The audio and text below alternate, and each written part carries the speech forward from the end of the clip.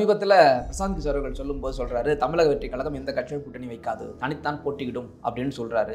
முதல்ல இது அவருடைய கருத்துங்க. தாவேக்காவோட கருத்தை எப்படி எடுத்துக்க முடியும்? தாவேக்கா சார்பாக பேச பிரசாந்த் கிஷோர் யார்? என்னோட கன்சல்டன்சியால யாருமே ஜெயிச்சது கிடையாதுன்னு அவரும் ஓப்பனாகவே சொல்றாரு. புசி ஆனந்த் நேற்று ஒரு ஸ்டேட்மெண்ட் கொடுத்தாரு பார்த்தீங்களா, கூட்டணியை பற்றி பேசுறது தாவேக்காவோட அதிகாரபூர்வமான செய்தி தொடர்பாளர்களை தவிர வேற யாரும் பேசுறதுன்னு எடுக்கக்கூடாதுன்னு அவங்களுக்கே இது புரியுது. ஏதோ ஒரு தில்லாலங்கடி வேலையை பிரசாந்த் கிஷோர் பண்ண ஆரம்பிச்சிருக்காரு. 2021 சட்டமன்ற தேர்தலில் பிரசாந்த் கிஷோர் திமுகவுக்கு நேரடியாக வேலை செய்தார். 2026 தேர்தல்களுக்கு மறைமுகமாக பிரசாந்த் கிஷோர் திமுகவுக்கு வேலை செய்கிறார். மறைமுகமாக இவர் வேலை செய்கிறாரு. ஆதவர்னு நபரும் அந்த திமுகவில் அங்கே இருந்தவர் தான், அந்த கட்சி வேலை செய்யக்கூடிய இடத்துல இருந்து அடுத்து விசிக்கப்போ இப்போ இங்கே வந்திருக்காரு. இதுவும் ஒரு கேமை பார்க்கலாம் ஆதவர்ஜுனாவையும். இல்லை, ஆதவர்ஜுனா விஷயத்தில் அவர் வெளிப்படையாக பேசாத வரைக்கும் நான் கருத்து சொல்ல மாட்டேன். பிரசாந்த் கிஷோர் வெளிப்படையாக சொல்லி ஆதவர்ஜுனாவும் விஜய்க்கு தனியாக தான் நிற்கணும்னு சொன்னார்னா அவரும் திமுகவோட பிரதிநிதி தான். இந்த அனலிஸ்டுங்களோட வேலையை ஹெல்ப் பண்ணுறது தான், டிசைட் பண்ணுறது கிடையாது. எந்த அனாலிஸ்டாலையும் எந்த கட்சியும் ஜெயிச்சதே கிடையாது. அது மோடியிலேருந்து ஸ்டாலின் வரைக்கும் ஜெயிக்க வாய்ப்புள்ளவனுக்கு இந்த அனாலிஸ்ட் வந்து உதவியாக இருக்கும். இவர் தனித்து நிற்கட்டும் இவர் சொல்லட்டும். அதிமுகவோட கூட்டணி வைத்தால் திமுக கூட்டணிக்கு பலமான கூட்டணி இந்த கூட்டணி இருக்கும்னு நினைக்கிறீங்களா நீங்க? அதிமுக விஜய் கூட்டணி வந்தால் தமிழ்நாட்டில் ஆட்சி மாற்றம் உறுதி. பிரசாந்த் கிஷோர் அவரோட அளவுகோல் படி பார்த்தீங்கன்னா அவர் விஜய் தனியாக நின்று ஆட்சி பிடிப்பார்னு சொல்றதே ரொம்ப ரொம்ப ரொம்ப வினோதமான, உள்நோக்கம் கொண்ட, ஆச்சரியமான, புருவங்களை உயர்த்தக்கூடிய ஒரு வார்த்தை. புது கட்சி அவர் வார்த்தையிலேருந்து நான் சொல்றேன் 15% 20%ங்கிறார். எப்படா நீ ஆட்சி பிடிக்க?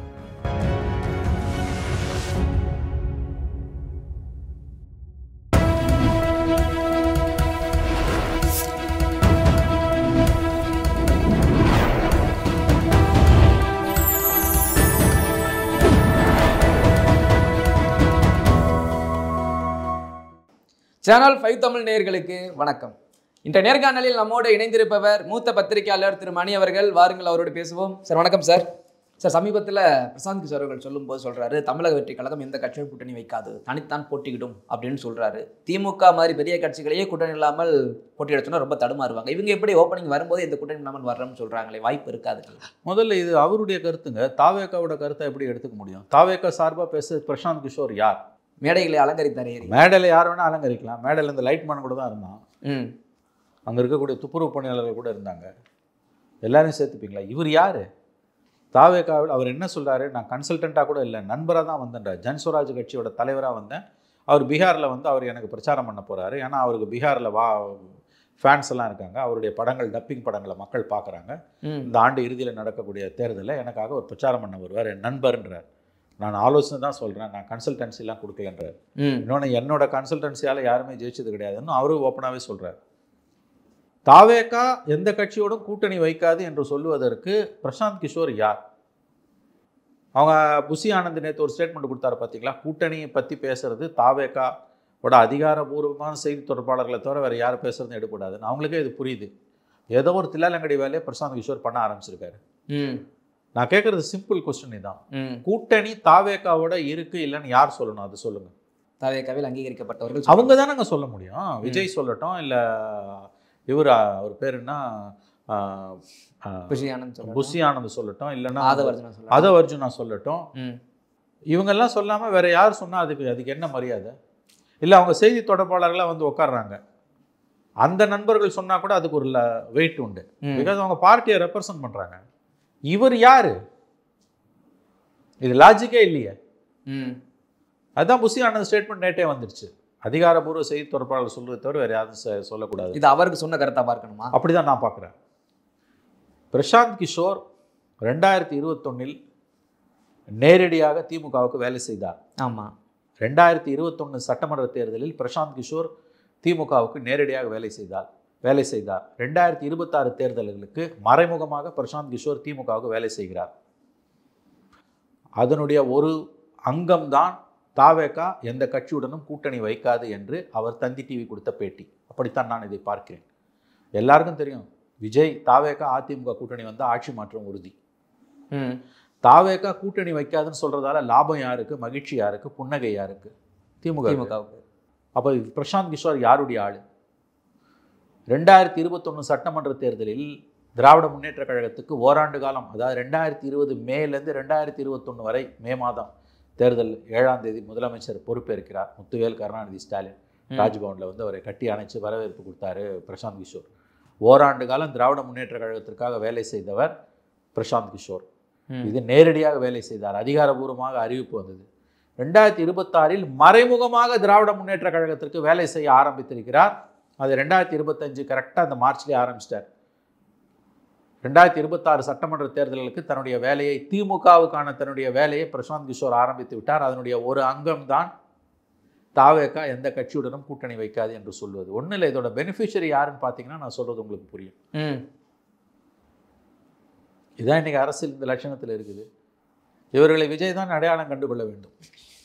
ஓகே சார், ஆனால் இன்னொரு கருத்தும் பாய்க்கப்படுது அவர் சொன்ன வார்த்தையிலிருந்து.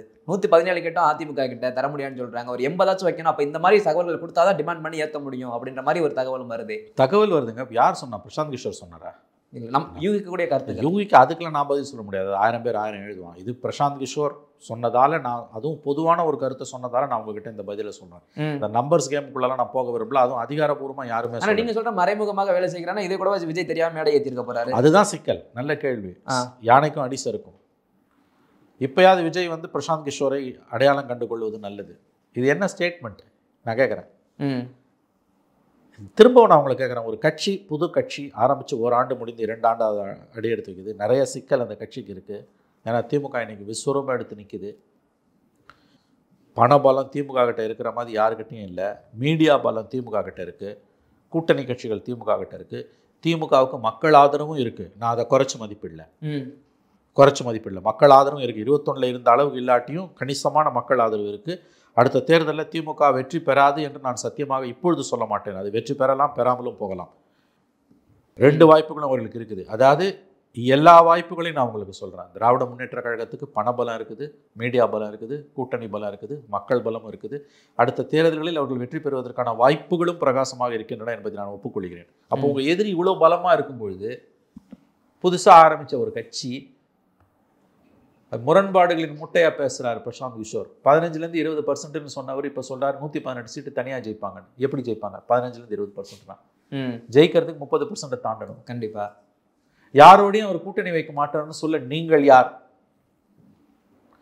இப்படி அவர் யாரோடையும் கூட்டணி வைக்க மாட்டார்னு சொல்லி அவர் உங்களை பணித்தாரா? இந்த செய்தியை ஏன் முதல்ல நீங்க பரப்புறீங்க? இன்னைக்கு இது யாருக்கு கொடுக்கக்கூடிய செய்தி, யாருக்கு கொடுக்கக்கூடிய சிக்னல்? 1 வருஷம் இருக்கு தேர்தலுக்கு. அதிகாரத்தில் பங்கு நான் தயாராக இருக்கிறேன்னு அவர் சொன்னார். விஜய் சொன்னதோட அர்த்தம் கூட்டணிக்கு தயார் என்பது. ஆமா. அப்போ கூட்டணிக்கு வைக்க மாட்டார்னு சொல்ல இவருக்கு யார் அந்த அதிகாரத்தை கொடுத்தது? இப்படி சொல்லுவதற்கான அதிகாரத்தை இவருக்கு யார் கொடுத்தது? விஜய் சொல்ல சொன்னார் அவங்கள. அப்போ யாருடைய பிரதிநிதியாக நீங்கள் உள்ள நிற்கிறீங்க? உங்களுக்கு என்ன இதில் பாத்தியதை? அதனால தான் சொல்லுகிறேன், 2021 திராவிட முன்னேற்ற கழகத்திற்கு பிரசாந்த் கிஷோர் நேரடியாக வேலை செய்தார். 2026 திராவிட முன்னேற்ற கழகத்திற்கு மறைமுகமாக வேலை செய்ய ஆரம்பித்து விட்டார் பிரசாந்த் கிஷோர். ஓகே சார், மறைமுகமாக இவர் வேலை செய்கிறாரு. ஆதவ் அர்ஜுனா நபரும் அந்த திமுகவில் அங்கே இருந்தவர் தான், அந்த கட்சி வேலை செய்யக்கூடிய இடத்துல இருந்து அடுத்து விசிக்கப்ப இப்போ இங்கே வந்திருக்காரு. இதுவும் ஒரு கேமை பார்க்கலாம் ஆதவ் அர்ஜுனாவையும். இல்லை, ஆதவ் அர்ஜுனா விஷயத்தில் அவர் வெளிப்படையாக பேசாத வரைக்கும் நான் கருத்து சொல்ல மாட்டேன். பிரசாந்த் கிஷோர் வெளிப்படையாக சொல்லிட்டார். ஓகே. ஆதவ் அர்ஜுனாவும் விஜய் தனியாக தான் நிற்கணும்னு சொன்னார்னா அவரும் திமுகவோட பிரதிநிதி தான், திமுக தான் வேலை செய்கிறான்னு அர்த்தம். ஆனால் இது வரைக்கும் அவர் சொல்லலை. பிரசாந்த் கிஷோரை பற்றி நான் ஏன் இதை சொல்கிறேன்னா, அவர் அஃபிஷியலாக கமிட் பண்ணார். ஏங்க ஒருத்தர் அன்அஃபிஷியலாக என்ன செய்கிறாருன்றதை வச்சு நான் கருத்து சொல்ல முடியாதுங்க. 1000 பேர் 1000 சொல்லுவான், 1000 மீடியாவில் 1000 பேர் பேசுவான், 1000 பேர் எழுதுவான். இதெல்லாம் வச்சு நான் கருத்து சொல்ல முடியாது. அவரும் திமுகலேருந்து வந்தவர், விசிகாலேருந்து வந்தவர், அவரும் கெடுக்கிற வேலையை தான் பண்ணுறாருன்னா இது யூகம். நான் சொல்கிறது அவரோட அஃபிஷியல் ஸ்டாண்டை வச்சு தான் நான் பேச முடியும். பிரசாந்த் கிஷோர் அஃபிஷியலாக சொல்கிறாரு, அதனால் அவர் திமுக வேலை செய்கிறாரு, நான் ஓப்பனாக சார்ஜ் பண்ணுறேன். ஆதவ் அர்ஜுனா சொல்லலைங்க. சொன்னார்னா அவருக்கு எந்த பதில் தான் சேம் தான். பின்ன சொன்னார்னா அவர் சொல்லலையே. நான் எப்படி பிரசாந்த் கிஷோருக்கு குத்துற முத்திரை எனக்கு ஆதவ் அர்ஜுனா குத்த முடியும்? அவர் அமைதியாக இருக்காரு. 2வது அவர் கட்சியில் இருக்காரு, இவர் கட்சிக்கு வெளியில் இருக்காரு. ஆதவ் அர்ஜுனா சொன்னால் அது அதை விட முன்ன முக்கியம். கூட்டணியை பற்றி அவங்க தலைவர் தான் முடிவு செய்வாருன்ட்டாங்க. எந்த கட்சியுடனும் கூட்டணி இல்லைன்னு தாவேகாலேருந்து யாருமே சொல்லலை, இன்க்ளூடிங் ஆதவ் அர்ஜுனா. ஆமாம். பிரசாந்த் கிஷோர் சொல்லும்போது நான் ஆமாங்க அவர் திமுக வேலை செய்கிறாருன்றேன். ஆதவ் அர்ஜுனா சொல்கிறாருன்னு வச்சுக்கோங்க, அது விஜயோட கருத்தாக இருக்கும் பட்சத்தில் எனக்கு அதில் ஒன்றும் சொல்கிறதுக்கு ஒன்றும் இல்லை. அது அவங்க கருத்து. ஆனால் தனிப்பட்ட கருத்தை ஆதவ் அர்ஜுனா சொல்கிறாருன்னா கண்டிப்பாக அவர் திமுக உதவி செய்கிறாருன்னு அர்த்தம். இன்னைக்கு அந்த கேள்வியை எழலை. ஏன்னா அமைதியாக இருக்காரு. அமைதியாக இருக்கு. அதனால் பிரசாந்த் கிஷோரையும் ஆதவ் அர்ஜுனாவே நீங்கள் ஒரு தட்டில் வைக்காதீங்கன்ற நான் இப்போதைக்கு. ஒரு மனிதனுடைய அதிகாரபூர்வ ஸ்டாண்டை வச்சு தாங்க நம்ம எடை போட முடியும். நாளைக்கு அவன் என்ன பண்ணுவான் பண்ண மாட்டான்றதை வச்சு ஹைப்போதட்டிக்கலாக நம்ம சொல்ல முடியாது. Okay sir. ஆனால் இந்த இடத்துல அவர் இங்கே 21 திமுக வேலை பார்த்தாரு, 27 மறைமுகம், அது ஒரு பக்கம் இருக்கட்டும். ஆனால் சொன்ன அந்த கருத்து தனித்து விடப்பட்டால் நீங்கள் சொல்ற மாதிரி 20% இவரே தான் சொல்றாரு, 117 ஜெயிக்கும்னு சொல்றாரு. இதெல்லாம் சாத்தியம் இல்லை, நமக்கு தெரியும். இல்லைங்க, அபத்தமான கருத்துங்க. 15% 20% தான் அவரோட வார்த்தை. ஆமாம். தனியாக நின்னா நீ எப்படி 118 சீட்டு ஜெயிப்ப? ஒரு சீட்டு ஜெயிக்கிறதுக்கு 30% கிராஸ் பண்ணணும். புதுசாக ஆரம்பித்த கட்சி, அன்டெஸ்டட் ஓட் பேங்க்கு. கட்சி ஆரம்பித்து குறுகிய காலத்தில் ஆட்சியை பிடிச்சது என்டி ராமராவ் 40 வருஷத்துக்கு முன்னால். அங்கே வேற நிலைமை இருந்தது. விஜயெல்லாம் நீங்கள் ஒப்பிடவே முடியாது. இவர் வார்த்தையிலேயே அவர் 15% 20%ன்றாரு. அப்புறம் எப்படி அவர் 118 சீட்டு ஜெயிப்பார்? நீங்கள் யாரை திருப்திப்படுத்த இவ்வளோ பேச்சு பேசுறீங்க? கூடி கெடுப்பதுன்னு வாங்கல்ல, அதான் இது. Okay sir. தாவேக அதிமுக கூட்டணி வராமல் தடுப்பதற்கான எல்லா வேலைகளையும் பிரசாந்த் கிஷோர் பிரமாதமாக செய்து கொண்டிருக்கிறார் என்று தான் நான் பார்க்கிறேன். உங்களுடைய பார்வையில் அப்படி இருக்கு? நான் அப்படி தான் பார்க்குறேன். இது என்னுடைய பார்வை. நீங்கள் ஒப்புக்கொள்ளலாம், ஒப்புக்கொள்ளாமல் போகலாம். எப்பயுமே ஒரு மனிதர் ஒரு வித்தியாசமான கருத்தை சொல்லும்போது நீங்கள் ரொம்ப ஈஸியாக அவங்க நேர்மையானவர்களா இல்லையான்னு கண்டுபிடிச்சிடலாம். ஏன்னா அதோட பெனிஃபிஷரி யாருன்னு பார்த்தீங்கன்னா உங்களுக்கு புரியும். நீ கன்சல்டன்சியும் கிடையாது. நீ கன்சல்டண்ட்டாக இருந்தால் கூட நான் அதுக்கு ஒரு லாஜிக் உண்டு. நீ கன்சல்டண்ட்டும் கிடையாது. கன்சல்டன்ட் இல்லைன்னு நீங்களே சொல்கிறீங்க. நண்பர்கள் தங்கள் எல்லைகளுக்குள் நின்று கொள்ள வேண்டும். Okay sir. இந்த சூழ்நிலையில் இவர் தனித்து நிற்கட்டும், இவர் சொல்லட்டும், அதிமுகவோட கூட்டணி வைத்தால் திமுக கூட்டணிக்கு பலமான கூட்டணி இந்த கூட்டணி இருக்கும்னு நினைக்கிறீங்களா நீங்கள்? அதிமுக விஜய் கூட்டணி வந்தால் தமிழ்நாட்டில் ஆட்சி மாற்றம் உறுதி. இந்த 2 கட்சியே போதும். 2 கட்சியே போதும். குட்டி கட்சிகள் ஆட்டோமேட்டிக்காக வந்து சேர்ந்துருவாங்க. மற்றபடி வேற யார் எங்கே இருந்தாலும் கவலை இல்லை.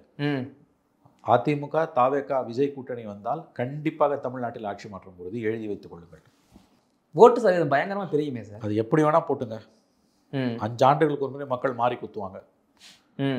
2 இடதுசாரிகளும் விசிகாவும் திமுகவோட கட்டி பிடிச்சி தலைவர்கள் வேணால் சமோசா சாப்பிட்டு, ஜாங்கிரி சாப்பிட்டு, கேக்கு சாப்பிட்டு, கையெழுத்து போட்டுட்டு ஒப்பந்தத்தில் கூட்டணியில் இருக்கலாம். தொண்டர்களோட ஓட்டு திமுக பக்கம் நகராது. நீங்கள் சொல்லக்கூடிய அதிமுக, இப்போதைய அதிமுக சரியாக வரும்னு நினைக்கிறீங்களா? முந்தைய அதிமுக ஓகே, போக போக சரியாயிடும். விஜய் கூட்டணி வந்ததுன்னா ஒன்றாயிடுவாங்க. சாத்தியம் இருக்கு. எடப்பாடி தலைமையிலான அதிமுக மட்டும் இருந்து தினகரன் கூட வேணாம். விஜய் கூட்டணி குட்டி கட்சிங்க எப்படி வருவாங்க, அங்கே எங்கேயும் போயிட மாட்டாங்க. ஆட்சி மாற்றம் உறுதி. எழுதி வைத்துக் கொள்ளுங்கள், ஆட்சி மாற்றம் உறுதி. அது திமுகவுக்கு நல்லா தெரியும். என்னை விட ஒன்றுமே இல்லாத கேர் ஆஃப் பிளாட்ஃபார்ம் நான். எனக்கு தெரியும் போது திமுகவுக்கு தெரியாதா? 75 வருஷ கட்சி, 25 வருஷமாக தமிழ்நாட்டில் ஆண்டுகிட்டு இருக்காங்க. எவ்வளவு இந்தியாவோட முதல் பொது தேர்தலை தவிர்த்து எல்லா பொது தேர்தலையும் பார்த்த கட்சி. 52 பொது தேர்தலை புறக்கணிச்சாங்க. 49 கட்சி ஆரம்பிச்சு 57, 62, 67, 71, 80, 84, 89, 91, 96, 2001, 2006, 2011, 2016, 2021, எவ்வளோ 14 தேர்தல்களை சந்தித்த கட்சி. இந்தியாவோட பழமையான பிராந்திய கட்சி. அவங்களுக்கு தெரியாதாங்க? ஏங்க நான்லாம் என்னங்க, நான்லாம் ஒன்றுமே கிடையாதுங்க. நான்லாம் கேர் ஆஃப் பிளாட்ஃபார்முங்க. சும்மா தெருவில் சுற்றி இருக்க நம்மலாம் பாமர ஜாதியில் தனி மனிதன், கண்ணதாசன் பாஷையில் சொன்னான். திமுகன்றது ஆலமரங்க. அவங்கள நம்ம இவ்வளோ விமர்சிக்கிறதால அவங்களோட பலத்தெல்லாம் குறைச்சி என்றைக்குமே மதிப்பிடல. No, never. அது கலைஞர் மாதிரி ஒரு பெரிய தலைவரால் 50 ஆண்டுகள் அண்ணா பதவிக்கு 2 வருஷத்தில் இறந்துட்டார். அதுக்கு பிறகு கட்சியை தோல்வியிலையும் வெற்றிலையும் எப்பேற்பட்ட சூறாவளிக்கு மத்தியிலையும் சும்மா கடலில் ஒரு நல்ல மாலுமி எப்படி கப்பலை கொண்டு செலுத்துவோம் அந்த மாதிரி எத்தனையோ சூறாவளிகளுக்கு மத்தியில் கொண்டு செலுத்தினவர் அவர். அவங்களுக்கு தெரியுங்க இது என்னன்றது. விஜயை பார்த்து திமுக அஞ்சுகிறது என்பது உண்மை. அந்த கூட்டணி அதிமுகவுடன் வந்து விடாமல் இருப்பதற்கு எல்லா வேலைகளையும் அவர்கள் செய்கிறார்கள். அதில் ஒரு அங்கம்தான் பிரசாந்த் கிஷோர் தாவேகா கூட்டணி வைக்காது என்று கொடுத்த பேட்டி. உங்கள் பார்வையில் அதிமுக தாவேகா கூட்டணி வெற்றி கூட்டணியாக தெரியுது. ஆனால் விஜய் அவர்கள் வரும்போது புதுசாக வர்றாரு, இன்னும் தேர்தலை சந்திக்கும் போது மாற்று திரும்புவர்கள் தான் அதிகமாக ஓட்டு போடணும்னு நினைப்பாங்க விஜய்க்கு. இந்த இடத்துல ஒரு மாற்றத்தை விரும்புன்னு சொல்லிட்டு அதிமுக கூட்டணி வச்சா எப்படி சார் ஓடுவாங்க? இல்லை, இது நல்ல கேள்வி. இந்த பிரச்சனை விஜயகாந்துக்கு வந்தது. விஜயகாந்த் 2005 கட்சி ஆரம்பிச்சு 2006 அவர் மட்டும் ஜெயிச்சுட்டு 2011 வரைக்கும் யாரோடையும் கூட்டணி இல்லை. திமுக அண்ணா திமுக 2 பேரும் வேணாம், மக்களுடனும் இறைவனுடனும் தான் கூட்டணினார். கட்சியில் 2011 ஜெயலலிதாவோட சேர்ந்ததால தான் அவராலேயே 41 சீட் வாங்கி 29 சீட்டு ஜெயிக்க முடிஞ்ச எதிர்கட்சி ஆச்சு. அப்புறம் நாசமாக போச்சு. அவருடைய குணாம்சங்களால் அவர் அழிந்து போனார். இந்த பேச்சு முதல் தேர்தலுக்கோ அல்லது அடுத்த தேர்தலுக்கோ ஆட்சி அமைப்புன்றதுலாம் கிடையாது. இது தனியாக போனால் இப்படி வச்சுக்கோங்க, இந்த சாய்ஸை தனியாக போய் விஜய் சைபர் ஆவார், இல்லை 2 சீட்டு 3 சீட்டு ஜெயிக்கலாம். அதே அதிமுக கூட போனார்னா கண்டிப்பாக ஒரு 30 சீட்டு ஜெயிச்சா கூட எதிர்க்கட்சி தலைவராக, முதல் தேர்தலே 30 சீட்டோ 40 சீட்டோ அவன் எதிர்க்கட்சி தலைவராக உட்காந்து அதோட மரியாதை வேறு. அதோட அடுத்த கட்டம் ஆட்சி அதிகாரத்தை நோக்கி போகும். ஆந்திரா பார்ட் 2 இங்கே வருமா? கண்டிப்பாக. அதை அந்த மற்ற மாநிலங்களோட கூட ஒப்பிட தயாராக விரும்பல. எதையும் பார்ட் 2 பார்ட் 3 நான் சொல்ல விரும்பல. நான் சொல்கிறது ஒரு கட்சி ஆரம்பித்து 2 சாய்ஸ். ஒன்று நான் தான் மெயின் பிளேயரு பிரைமரி பிளேயர்னு சொல்லிட்டு தனியாக நின்று குட்டி கட்சியோட நின்று மக்கள் கூட்டணி மாதிரி சைபராகி போய் நிற்பேன். அல்லது அதிமுக கூட்டணி போனீங்கன்னா குறைஞ்சது உங்களுக்கு அஷ்யூர்டு 30 சீட்டு. நான் சொல்கிறது மினிமம் எதிர்க்கட்சி தலைவர் அந்தஸ்து. முதல் தேர்தலில் நீங்கள் எதிர்க்கட்சி தலைவர் அந்தஸ்துன்னா 24 கட்சி ஆரம்பித்து 26 எதிர்க்கட்சினா அது மாபெரும் சாதனை. அதுக்கு பிறகு 31 இலக்கு. அதிமுகவே கூட ஒரு கபலீகரம் பண்ணலாம். நான் சொல்கிறது பொட்டன்ஷியல் ஏரியாஸ். இதெல்லாம் நடக்கும், நடக்காமல் போவோம், அவரோட குணாம்சங்களுக்கு அரசியல் ஒத்து வராமல் அதெல்லாம் வேறு. இந்த பிரைமரி ஃபோர்ஸ்னு சொல்லிட்டு அதிமுகவோட போனால் எடுபடும் எல்லாரும் பேசியிருக்காங்க. இது ஒன்றும் புதுசு கிடையாது. விஜயகாந்த் பேசாத பேச்சு கிடையாது. ஆனால் சார் எனக்கு ஒரே ஒரு கேள்வி என்னன்னா, நீங்கள் சொல்லும் போல் திமுகவிற்கு மறைமுகமாகவே பிரசாந்த் கிஷோர் இருந்தாலும் இந்த வெற்றிக்கு பிறகு அதிமுகவோட பிரசாந்த் கிஷோர் பேசிக்கிட்டு இருக்காரு அப்படின்னு சொல்லி நிறைய தகவல் வந்துச்சு. அதுக்கு பின்னாடி விஜய் மீட் பண்ணி நண்பர்னு சொல்கிறாங்க. ஒருவேளை இவர் சொன்ன ஸ்பீச் எல்லாம் அதிமுக தாவேக கூட்டணிக்காக அமைந்தால், பிரசாந்த் கிஷோர் இந்த கட்சிக்காக வேலை பார்த்தால், திமுகவிற்கு என்ன மாதிரியான ஸ்ட்ராட்டஜி யூஸ் பண்ணாரோ அதே ஸ்ட்ராட்டஜி யூஸ் பண்ணுவார்ல கண்டிப்பாக? இல்லை, ஒவ்வொரு கட்சிக்கும் ஸ்ட்ராட்டஜி மாறும். இன்னொன்று, எந்த ஸ்ட்ராட்டஜிஸ்டாலையும் எந்த கட்சியும் ஜெயிச்சது கிடையாது. இல்லை, அவங்களோட வீக்னஸ் தெரியும்ல அவருக்கு. அதுக்கு அந்த கட்சிக்கு ஒர்க் பண்ணணும்னு அவசியமே கிடையாது. அதெல்லாம் கடந்த காலம். இன்றைக்கி டேட்டா கையில் இருந்தால் போதும். அதை நீ எப்படி மேனிப்புலேட் பண்ண போகிற, எப்படி புரிஞ்சுக்க போகிறன்றது. திமுக ஒர்க் பண்ண அனலிஸ்ட்டு அதிமுக ஒர்க் பண்ணுறாங்க. சுனில் கங்குலி 16 திமுக ஒர்க் பண்ணார், 19 திமுக ஒர்க் பண்ணார், 21 அதிமுக ஒர்க் பண்ணார். ஆமாம், இது ஒன்றும் புது, இது ஒன்றும் இந்தியாவிலே பல கட்சிகள் இப்படி இதை பண்ணுறாங்க. பிஜேபிக்கு ஒர்க் பண்ண பிரசாந்த் கிஷோர் காங்கிரஸ் லீடர்ஸுக்கும் ஒர்க் பண்ணார் இல்லையா? திமுக ஒர்க் பண்ணவர் நாளைக்கு அதிமுக கூட ஒர்க் பண்ணலாம். ஒர்க் பண்ணுறதாலே இவங்க பலவீனம்லாம் அவங்களுக்கு தெரிஞ்சிடும். அதை வச்சுலாம் ஒன்றும் பண்ண முடியாது. ஒன்று முதல்ல புரிஞ்சுக்கோங்க, இந்த அனலிஸ்ட்டுங்களோட வேலையை ஹெல்ப் பண்ணுறது தான், டிசைட் பண்ணுறது கிடையாது. எந்த அனாலிஸ்டாலையும் எந்த கட்சியும் ஜெயிச்சதே கிடையாது. அது மோடியிலேருந்து ஸ்டாலின் வரைக்கும். ஜெயிக்க வாய்ப்புள்ளவனுக்கு இந்த அனாலிஸ்ட் உதவியாக இருப்பாங்க. சரி, இப்போ நான் பாடல் மகள் கட்சிக்கு பிரசாந்த் கிஷோர் போகிறாருன்னு வச்சுக்கோங்க. பாடல் மகள் கட்சி ஆட்சியை பிடிச்சிடுமா? முடியாது, சத்தியமாக பிடிக்காது இல்லையா? மாற்றம் முன்னேற்றம் அன்புமணின்னு இதே ஜான் ஆரோக்கியசாமி 16 ஒர்க் பண்ணினா ஆச்சு, சைபர் ஆச்சு. எந்த அனாலிஸ்ட்டும் எந்த கட்சியும் ஜெயிக்க வைக்க முடியாது. வெற்றி வாய்ப்புள்ள கட்சிக்கு அவங்க ஹெல்பிங் ஹேண்டை கொடுப்பாங்க, அவ்வளோதான். இதை புரிஞ்சுக்கோங்க. பிரசாந்த் கிஷோர் வரதாலே அதிமுக ஜெயிக்க போகுது அல்லது தோக்க போகுது வராட்டி அதெல்லாம் எதுவுமே கிடையாது. விஜய்க்கு பிரசாந்த் கிஷோர் வரதால விஜய் ஒன்று தனியாக நின்று ஆட்சியை பிடிக்க போகிறது கிடையாது. இன்னொன்று, பிரசாந்த் கிஷோர் அவரோட அளவுகோல் படி பார்த்தீங்கன்னா அவர் விஜய் தனியாக நின்று ஆட்சியை பிடிப்பார்னு சொல்கிறதே ரொம்ப ரொம்ப ரொம்ப வினோதமான, உள்நோக்கம் கொண்ட, ஆச்சரியமான, புருவங்களை உயர்த்தக்கூடிய ஒரு வார்த்தை. பிரசாந்த் கிஷோரோட அளவுகோல் படி பார்த்தாலே அவர் இப்படிலாம் சொல்கிறவர் கிடையாது. ஒரு புது கட்சி, அவர் வார்த்தையிலேருந்தே நான் சொல்கிறேன், 15% 20%ன்றாரு. எப்படா நீ ஆட்சியை பிடிப்பேன்? ஆனால் பேர் அனாலிஸ்ட் சறுக்குறாங்க. யானைக்கு அடி சறுக்குங்க, சறுக்குறாங்க. நீங்கள் அதிமுக தனியாக ஆட்சியை பிடிக்கும்னு சொல்லணும்னா அதில் லாஜிக் இருக்குது. ஆண்ட கட்சி. திமுக ஆட்சியை பிடிக்கும்னு சொல்லு, அதில் லாஜிக் இருக்குது. இல்லை திமுக தோக்கும்னு சொல்லு, லாஜிக் இருக்குது. பெரிய கட்சிகள். விஜய் தனியாக நின்று ஆட்சியை பிடிப்பார்ன்றது இது என்ன பேச்சு? இது அப்போ கெடுக்கிறதுக்கு தான் சொல்கிறேன்றது நல்லா தெரியுது. 2 விதமாக கெடுக்கலாம்ல. எதிர்த்து கெடுக்கிறது ஒன்று, கூடி கெடுக்கிறது ஒன்று. எதிர்த்து கெடுக்கிறத விட கஷ்டம் கூடி கெடுக்கிறது. அதை தான் பிரசாந்த் கிஷோர் செஞ்சுட்டு இருக்காரு. அதனால நான் மறுபடியும் சொல்ல, 21 திமுகவுக்கு நேரடியாக வேலை செய்த பிரசாந்த் கிஷோர் 26 மறைமுகமாக திமுகவுக்கு தன்னுடைய வேலைகளை துவங்கி விட்டார். அதற்கு சரியான உதாரணம் விஜய் தனியாக நின்றால் ஆட்சியை பிடிப்பார் என்று அவர் திருவாய் மலர்ந்து அருளி இருப்பது. கண்டுகொள்ளுங்கள் பிரசாந்த் கிஷோரை, அவ்வளோதான். ஓகே, என்னுடைய கடைசி ஒரே ஒரு கேள்வி மட்டும்தான் சார். இந்த விஜய் அவர்களின் வெற்றிக்கு பல வகையில் தடைகள் போட ஆரம்பிச்சுட்டாங்க இப்போவே. அப்படி இருக்கும் பட்சத்தில் முன்னாடி விசிகா நடத்தி இந்த கையெழுத்து பிரச்சாரம் ராஜபக்சேக்கு எதிராக, அன்னைக்கு விஜய் கையெழுத்து போடலை, இப்போ ட்ரெண்ட் ஆகிட்டு இருக்கு. அன்னைக்கு உள்ள நியூஸு இன்னைக்கு ட்ரெண்ட் ஆகுது. அதே போல் இந்த கோகோ-கோலா, கோக், பெப்சியில் நடித்த விளம்பரங்கள் இன்னைக்கு ட்ரெண்ட் ஆகுது. இதெல்லாம் விஜய்க்கு எதிராக இன்னைக்கு இவங்க ஆரம்பிச்சுட்டாங்களே, இதை தாக்கு பிடிப்பார்னு நினைக்கிறீங்களா விஜய்? இந்த மாதிரி அரசியலை இதெல்லாம் 1% கூட எதிரொலிக்காது தேர்தலில். இதெல்லாம் ஒருத்தன் கடந்த காலத்தில் என்ன பண்ணான்றதை நோண்ட ஆரம்பிச்சிங்கன்னா எவனுமே தப்ப மாட்டான். இலங்கை பிரச்சனை தமிழ்நாட்டு அரசியலில் எந்த பாதிப்பையும் எந்த காலத்திலும் ஏற்படுத்தினதில்லை. அது ஒரு மித்து. அப்படி பார்த்தீங்கன்னா வைகோ என்றைக்கோ முதலமைச்சராக இருக்கணும்.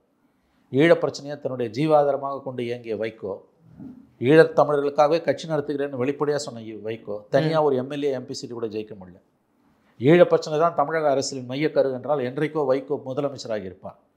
அன்னைக்கு ராஜபக்சேக்கு எதிராக கையெழுத்து போடலன்றதுலாம் இன்றைக்கி மக்கள் மன்றத்தில் எடுபடாத பேச்சுக்கள். இன்றைக்கு இருக்க திராவிட முன்னேற்ற கழக ஆட்சியின் அவலங்கள், சாதனைகள், இதன் அடிப்படையில் தான் மக்கள் விஜய் போன்ற எதிர்க்கட்சிகளுக்கு வாக்களிப்பார்கள். திமுக வேணுமா வேணாமா? கொக்கோ கோலாவுக்கு சைன் போடலன்னா ஏன் இவங்கெல்லாம் சைன் போடலையா? இவங்கெல்லாம் இன்றைக்கி இதே ஐபிஎல் டீமில் இவங்கெல்லாம் இல்லையா? கலாநிதி மாறன் பொண்ணு வச்சுருக்காங்களே அந்த ஐபிஎல், அந்த டீமில் ஸ்ரீலங்கன் பிளேயர்ஸ் இல்லையா? திராவிட முன்னேற்ற கழகத்தை சார்ந்த கலைஞர் குடும்பத்தை சார்ந்தவர்களுக்கும் திமுகவில் உள்ளவங்களுக்கும் இலங்கையோட வர்த்தக உறவுகளே இல்லையா? இதெல்லாம் ஒரு இஷ்யூவே இல்லைங்க.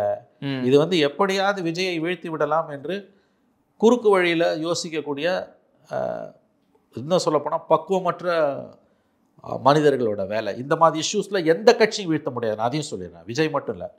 10 வருஷத்துக்கு முன்னால் ராஜபக்சேக்கு எதிராக கையெழுத்து போடலன்றதுலாம் இன்றைக்கி இஷ்யூவே கிடையாது. அதனால தான் நான் சொன்னேன், இலங்கை பிரச்சனை என்றைக்குமே தமிழக அரசியல் டிசைசிவ் இஷ்யூவே கிடையாது. திரும்ப திரும்ப காங்கிரஸும் திமுகவும் ஏன் ஜெயிக்குது? இனப்படுகொலைலாம் சொன்னீங்க நீங்கள். 11 திமுக தோற்றதுக்கு காரணம் அந்த ஆட்சியோட அவலங்கள். 16 அதே 89 சீட்டு ஜெயிச்சது திமுக. பார்லிமெண்ட்டில் 19, 24 ரெண்டுலேயும் திமுக காங்கிரஸ் தான் ஜெயிக்குது. எந்த இனப்படுகொலைக்கு காரணகர்த்தாக்கள் சூத்திரதாரிகள்னு திமுகவையும் காங்கிரஸையும் குறை சொல்லிங்களோ அவங்க தானே தொடர்ந்து ஜெயிக்கிறாங்க. அப்புறம் ராஜபக்சே கையெழுத்து போடலன்னா ஏன் ராஜபக்சே கிட்ட போய் அவார்டு வாங்கிட்டு வந்தார் திருமாவளவன்? அவர் 3 தடவை ஓட்டு போட்டு எம்பி ஆக்கல. இது கிடையாத அளவுக்குள்ள, அதை புரிஞ்சுக்கோங்க. ஈழ பிரச்சனை, இலங்கை பிரச்சனை தமிழகத்தில் அது பீக்கில் இருக்கும்போது, பிரபாகரன் உயிரோடு இருக்கும்போது அது தமிழ்நாட்டில் அளவுகள் கிடையாது. பிரச்சனை உச்சத்தில் இருக்கும்போது தான் 2009 திமுக காங்கிரஸ் கூட்டணி 28 ஜெயிச்சது, அதிமுக 12 ஜெயிச்சது. ஆமாம், புரியுதா நான் சொல்றேன்? அதுக்கு பிறகு 11 வந்த ஆட்சி மாற்றம் திமுக ஆட்சியோட அவலங்களுக்காக வந்தது. அதுக்கு பிறகு தொடர்ந்து திமுக காங்கிரஸ் கூட்டணி ஜெயிச்சுக்கிட்டே போதே. அப்போ ஈழ பிரச்சனை தான் அளவுகோல்னா எப்படி காங்கிரஸ் ஜெயிக்குது? ஈழ பிரச்சனை அளவுகோலே இல்லையா சார்? இங்கே அளவுகோலே கிடையாது. உங்கள் உணர்வுகள் எனக்கு புரியுது. அது ஓட்டு போடுறதுக்கும் போடாததுக்கும் அது கிடையாது அளவுகோல். அது உள்ளூர் காரணிகளால் வரப்போகுது, உள்ளூர் காரணிகளால் டிசைட் பண்ணுற விஷயம். நான் அதுக்கு தான் உங்களை கேட்குறேன், காங்கிரஸ் எப்படி தொடர்ந்து ஜெயிக்குது? வெற்றி ஒரு பக்கம் இருக்கட்டும் சார், அளவுகோல் இல்லைனாலும் சீமான் அவர்கள் அதை பேசி பேசி தானே இன்னைக்கு 8% வாங்கி வச்சிருக்காரு. சீமான் அதை பற்றி நான் பேச மட்டும் இல்லை, அவர் எல்லாரையும் திட்டுறாரு. திமுக அதிமுக பிடிக்காத வாங்க போகிறான். 8% அதிகம் பாஸ். இது 10% ஆகலாம், அதுக்கு மேலே போகுது. அளவுகள் அது அவ்வளோதான், மேக்ஸிமம் அவ்வளோதான். 30 தாண்டாதே நீ ஜெயிக்க முடியும். இது ரெண்டுத்துக்குமான வித்தியாசத்தை புரிஞ்சுக்கணும். திரும்பவும் சொல்கிறேன், ஈழ பிரச்சனை, இலங்கை பிரச்சனை தமிழக அரசியலில் வெற்றி தோல்விகளுக்கான அளவுகோலோ காரணியோ கிடையவே கிடையாது. அதனால் அவர் ராஜபக்சா கையெழுத்து போடல, கொக்கோ கோலா போடல, இந்த கதையெல்லாம் எடுபடாதுங்க. இதெல்லாம் குறுமதியாளர்கள் செய்யக்கூடிய வேலை. இப்படியெல்லாம் ஒரு கட்சி, அது எந்த கட்சியாக இருந்தாலும் வீழ்த்தலாம் முடியாது. ஓகே சார், எங்களுடைய பல்வேறு கேள்விகளுக்கு உங்கள் நேரத்தை ஒதுக்கி பதில் தம்பிக்கிறோம். நன்றி சார், தொடர்ந்து பேசுவோம். நன்றி சார்.